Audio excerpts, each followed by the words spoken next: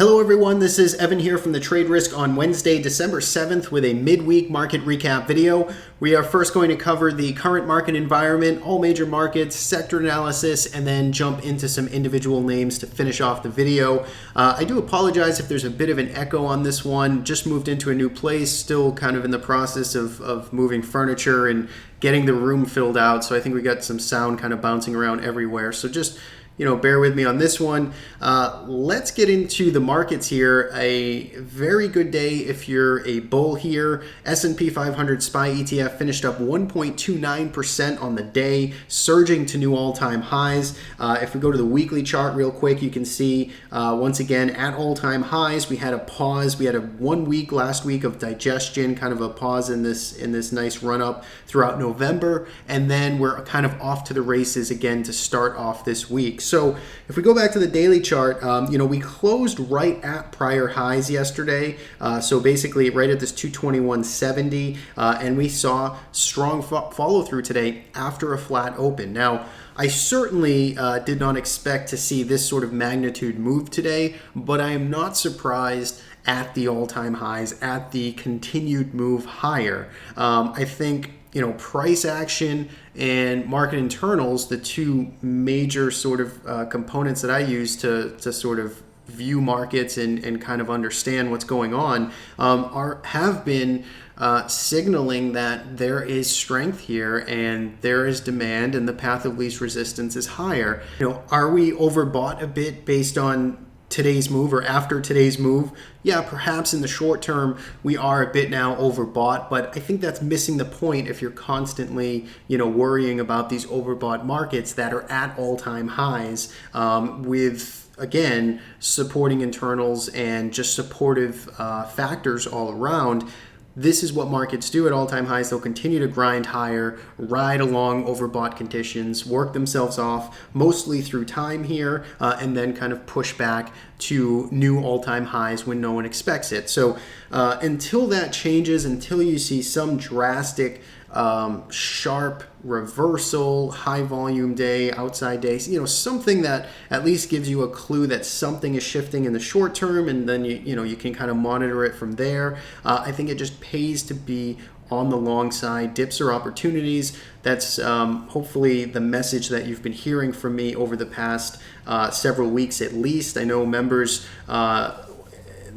of mine were very well prepared for today's move. We've had a lot of exposure on, particularly on Friday, we did some buying on this pullback, and we came into the week with, enough exposure where we didn't have to go chasing anything. What did we do today? We mostly took some profits, small amounts across a few different positions, but we're still maintaining our long exposure at pretty high levels, and we're continuing to just sort of ride this out for as long as it's willing to go, and stops are being trailed accordingly.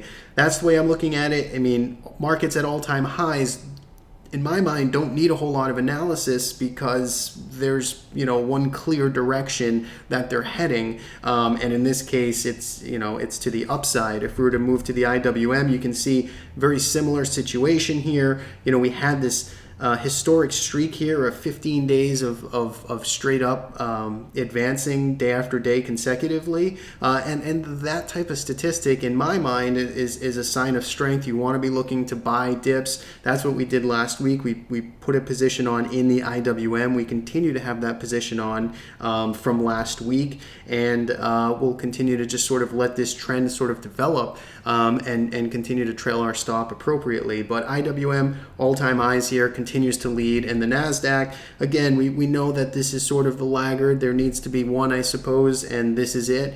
Still saw a nice day today, getting back to the upper end of this range.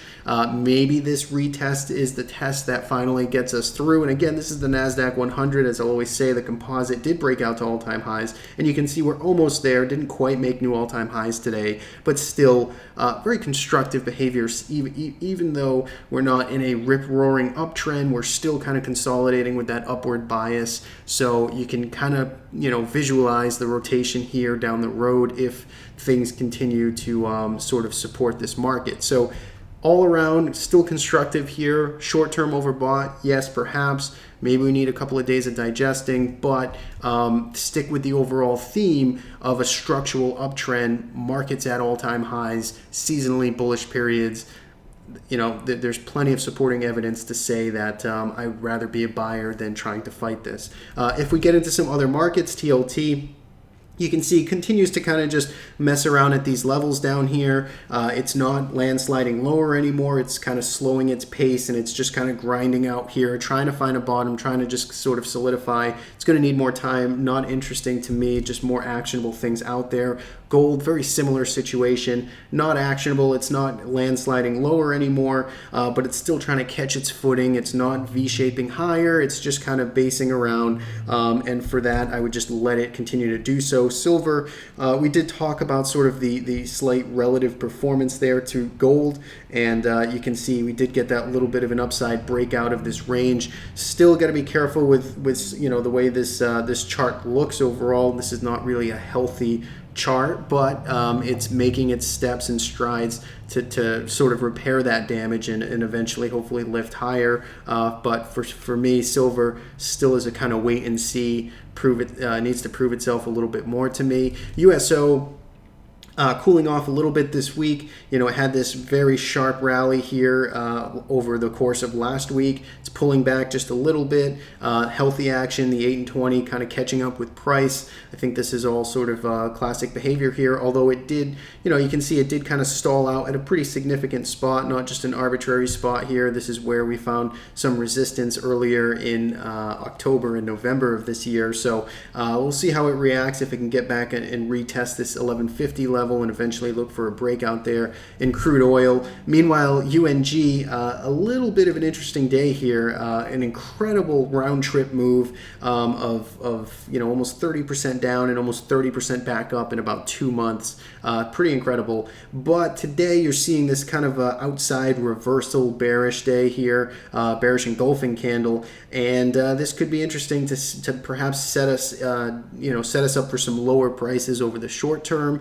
You may want to see confirmation on that before acting. The point is after this kind of brilliant run higher, maybe have a little bit of a top here based on today's action. I have no position in it, but for you more aggressive guys that want to short this or look for an opportunity to perhaps get back involved on the long side at lower prices, I would keep an eye on UNG at this point. And with that, let's get into some of the sector analysis. Today most things here were working, right? Financials just continue to surprise and push to the upside here. Continues to just trend really strongly. So do the industrials, and so do the materials. Really, they've been off to the races here as of recent. Not quite at all-time highs, but certainly over the past month or so, they've seen their fair share of gains. What I want to talk about real quick is the XLK, the potential rotation here. We talked about the potential rotation trade right in here on this Tuesday, Wednesday of the last week of November, but we never really got that convincing kind of close above $48. We've had both of these indecisive days, and they ended up resolving lower in this very violent 2-day shakeout, and now 1 week later, we're back to these levels. So this might be the time where you finally start to see some of these names like the Apple, Microsoft, Facebook's start working to the upside. They would be a great sort of rotational play to keep the strength in this market into year end after the banks, industrials have done so much heavy lifting. Again, still yet to be seen. We really want to see some follow through. We want to see us hold above $48. Let's see if that happens into the end of the week. That would be very constructive. IYR also kind of lifting itself up from the dead here. It's been basing out, hasn't been completely rolling over, but today we're finally starting to see some upside traction. You get the MACD that finally crossed to the positive side above the zero line. That's constructive there. And, some of these rate sensitive XLU just in line here also kind of picking up and actually perking up on a day like today. So very constructive to see. Had a lot of support. On the downside, the only standout was healthcare, XLV, which did get, almost kind of a hammer here, recovered some of the intraday weakness, but IBB healthcare still struggling and still just not the picture that we were looking at in any of those others. Compare this to compare what this looks like here recently to financials, industrials. I mean, there's no comparison. Even tech is beating out what IBB has done recently. So maybe now that this gap has been filled, the news stream will start to flip and we can all start to rejoice in some biotech longs. But for now, you can see it's just been a long year of kind of consolidation in this range, and we'll just still need to see it prove itself before we get too excited on the long side. With that said, let's jump into some individual names now that we have the sectors covered. We'll start with Apple. You can see Apple is still below this sort of level of interest that we've had drawn on here for a few weeks now, this 112 level. It's still the upside kind of momentum breakout, prove yourself level that I'd like to see Apple take out.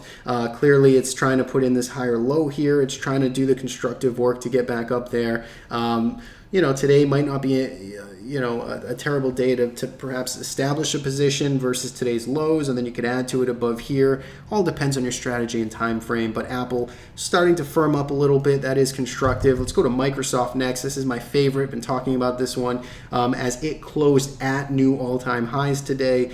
Very constructive here. This is one of the largest components in the NASDAQ 100, the XLK. So lots of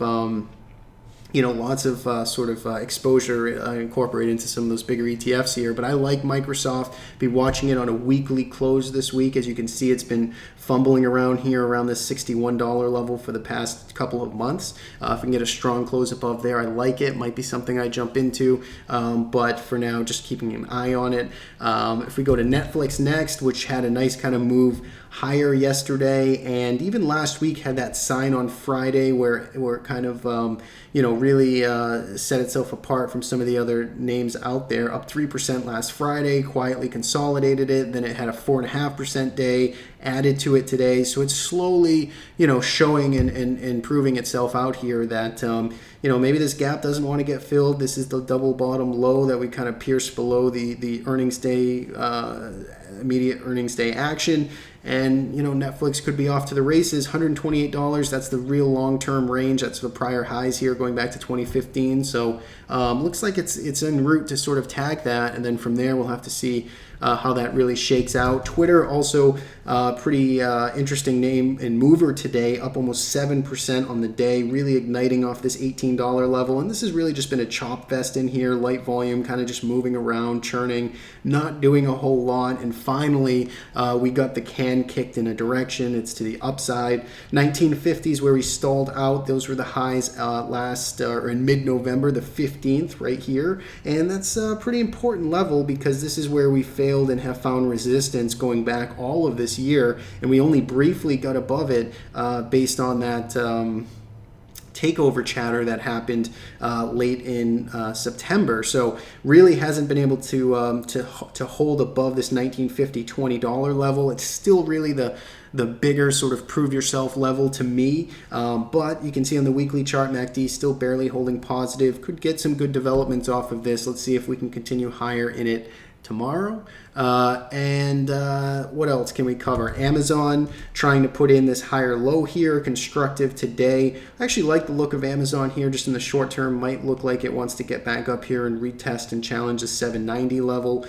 Today's lows though would be important to hold if I were to try and play that. I have no position in it. Google also trying to clear some of this recent resistance around the 790 level. Remember, 790 is a pretty important level for this stock. Hasn't been able to close above it since going all the way back to November 9th. So about only a month, I suppose, but still, a constructive close here today. You can see the MACD trying to rise pretty sharply there to go positive. So maybe keep an eye on that. And again, it's all around that sort of technology rotational theme that we talked about at the top of the episode. So that we'll end it there. Hopefully this video has been helpful.